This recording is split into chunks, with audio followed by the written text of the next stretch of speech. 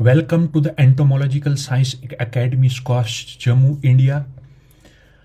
Let us assume that you went out to a paddy field and you find out that there are 20 brown plant hoppers per plant. These 20 brown plant hoppers are the triggering point when you have to start the control measures. It's the minimum pest density which, if attained in the field, so as to ensure that the pest population should not reach to economic injury level. When we have to start the control measures, there is a term called economic threshold level. It's the minimum pest density. It's a triggering point. It's the point where you have to start the control measures.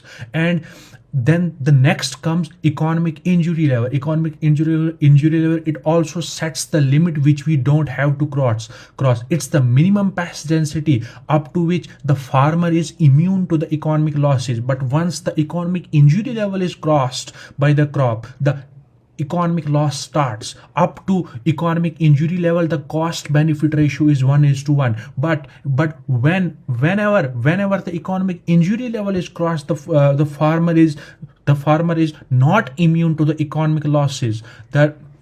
Then there comes general equilibrium position. General equilibrium position is the average pest density, average pest population over a long period of time. You can see in the graph the fluctuating population shows the general equilibrium position, the fluctuating graph, and the tip of the fluctuating graph shows us economic threshold level. And in between economic injury level and economic threshold level, there is no economic loss to the farmer. But once the economic injury level is crossed, there is a massive loss to the farmer. The cost benefit ratio up to economic threshold level and economic injury level is 1:1. Total loss will be more than control cost once the economic injury level is crossed. Then there is damage boundary term.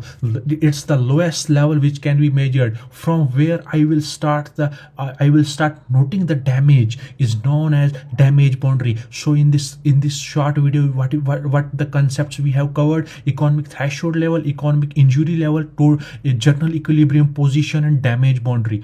In this graph you can see that the general equilibrium position, the fluctuating population density, average population density over a long period of time. Then the apex of the graph shows economic threshold level, and once the economic injury level is attained, then there is the starting of the economic, and between economic threshold level and economic injury level, there is no economic loss. Thank you.